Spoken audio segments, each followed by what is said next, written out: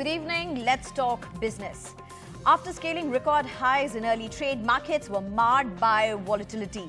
Though it was second consecutive day of gains, Sensex and Nifty ended marginally higher. PSU banks, metal sectors led while FMCG media were under pressure. Hirul Dadia with the wrap of all the market action. An absolute volatile day of trade is what we witnessed in markets today. You had Sensex as well as the Nifty, which ended higher for a second consecutive session, wherein you had Sensex, which rose almost 0.5% in intraday trade to scale new highs. Nifty ended above the 20,100 mark, so that was interesting, with Infosys and M&M leading the gains. The metal index was the top gaining sector, whereas in terms of broader markets, they clearly outperformed the benchmark indices in trade and saw gains of nearly 1% coming in there. Breadth was absolutely in favor of the gainers. In terms of top gainers, UPL, Hindalco, ONGC, Divis Laboratories as well as Eicher Motors, these were the top gainers, whereas on the losing end, Asian Paints has been under pressure on the way crude has been moving, Coal India, Britannia, ITC as well as HDFC Life. Sugar stocks were in focus today as well. Good amount of up move coming in there, and you had a DAM Capital which did initiate coverage with a good amount of upside. In terms of newsmakers, NMDC, a 2-year high on the back of the iron ore prices that have been increased. Bombay Dyeing jumped 20%, and this is on the back of the land sale which they have in Worli to Sumitomo Group. Kirloskar Ferris was in focus, as well as NCLT has approved the resolution plan for Oliver Engineering. Lloyd Steel signed an agreement with BARC, and that's the reason why we saw some smart moves. NBCC was in focus as well in today's session. So a lot of newsmakers, but clearly the bulls have been supporting the markets as well, all in all. And you have Bank Nifty as well, which absolutely ended near those 46,000 levels. So it's going to be interesting to see as to where this journey leads us to from here on. Back to you. And after scaling record highs in early trade, markets were marred by volatility. In fact, the small and mid-cap stocks have actively participated in Nifty, the 20K mark. Investors have been banking on these stocks for some time now. According to Motilal Oswal's Prateek, Agrawal, India's policy framework has played a key role in driving the country's economy. So what's in store for the small and mid-caps going ahead? Here's what Prateek Agrawal had to say.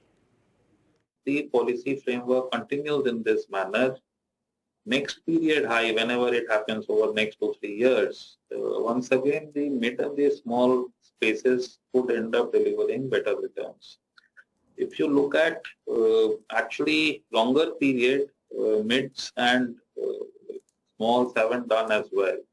From a 2018 peak in smalls, we have seen a 15% kind of a valuation correction versus other spaces. So in terms of valuations versus the earlier peak, we are way lower.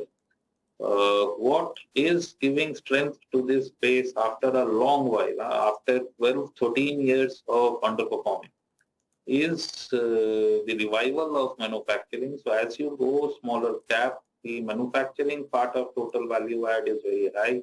If manufacturing continues to see an NAFA, you should expect this part to continue to bubble up. And BQ Prime's Neeraj Shah was at Titagarh Rail Systems West Bengal manufacturing plant. He spoke to VC and MD Umesh Chaudhary about the new era of India's rail systems. He also talks about the company's expansion plans. The runway ahead of us is so large that we are actually just at the takeoff point. I don't see that we've kind of even taken off. Okay. Yeah. Now, this is the domestic opportunity. Have we missed something on the domestic side?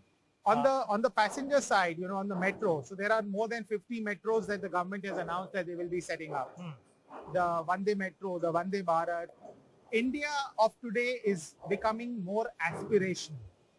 Gone are those days where, young Indians were happy living in a third world environment with third world infrastructure. Yeah, of course. So Indians are demanding. India of today is demanding, and government of today is providing and will continue to provide, will have to continue to provide better infrastructure. And that's the space we want to cover.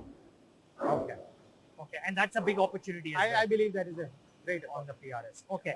What about all of this capacity? By the way, so is the current capacity that you are building out, you mentioned about moving up from 500, 600 to 1,000. I'm guessing that will go more.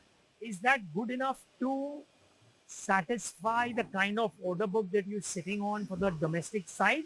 Yeah. Or are you building out capacities to even explore the export side? Because I think today when we reached here, I got to know that you guys have qualified for an international certification. IRIS. IRIS, okay, yeah. So tell us about that and then tell us about the export potential. So as far as the wagon is concerned, as of now, it's a moving target because India's story is going so fast, we got to catch up with it. Okay. So as of now, 1,000 wagon a month should be a good enough target.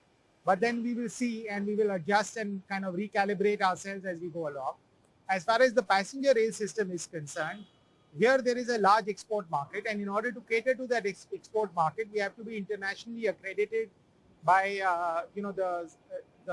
the standard for the railway quality, which is IRIS. So we just got our IRIS certificate now. In fact, yesterday or this morning we got the certification, and that enables us to export to European countries or developed countries and so on. As a matter of fact, as we speak, we've already got our first order for converters, for the traction converters from Italy, which is going to start production this month. That is through the Italian subsidiary? Through the Italian Not subsidiary, but associate company. Firema, that's right. Okay. And that is a synergy that we will continue to play upon.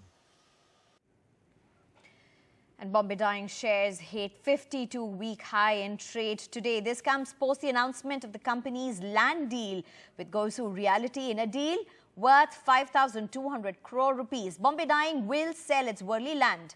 How does Bombay Dyeing benefit from this? Here's BQ Prime's Mihika Barve with the details. Bombay Dyeing and Manufacturing Company has greenlighted the sale of its 22-acre land parcel in Worli, Mumbai to Sumitomo Realty's subsidiary Goisu Realty Private Limited. The sale amount is 5,200 crore rupees, surpassing Bombay Dyeing's market cap of 2,900 crores. The sale will take place in two phases.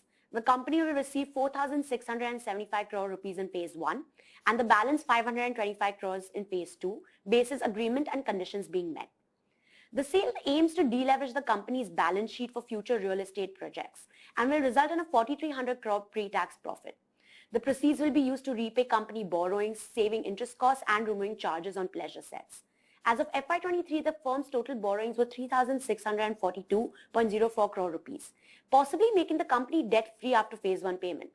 Furthermore, aligning with the company's strategy, it has approved the development of unused land parcels with a potential of 3.5 million square feet of mixed-use property, expecting 15,000 crore in revenue in the coming years. The company is also keen on exploring joint developments and partnership opportunities as it emphasizes real estate as a primary future growth driver. Shares of the company rose 20% and hit its 52-week high of 168.6 rupees in trade today. The company also saw 0.5% or 10.8 lakh shares change hands in large deals at a price of 168.6 apiece. And BQ Prime spoke to Hero Enterprises Chairman Suneet Kant Munjal in an effort to understand the company's plans for boosting their real estate business. Our attempt is to improve people's quality of life. So very high focus on features, attributes, safety, and good communication and timely deliveries for customers, which have been some of the challenges of this industry for a while. Good thing is there is a clear shift. More and more high quality, big brand groups are now looking at real estate as a business. And I think overall India as a nation and Indians as a society and people will benefit from this. You see the current real estate boom continuing for the next 5 to 10 years? See, the requirement is not going to go down in 5 to 10 years, but these are cyclical, these booms and dips are a part of the industry. I only wish that there was more active support from institutions like the Reserve Bank to support funding of every aspect and part of this industry, because please remember, like the automotive industry, the real estate business, especially the housing business, has the largest knock-on effect, the multiplier effect on job creation, on economic value add, on industrial growth is actually housing construction. There are 154 different industries which are directly connected to housing. So the more it grows, the more the overall economy and job creation benefits. It's also a large consumer of semi-skilled, unskilled jobs. And it's time for a short break.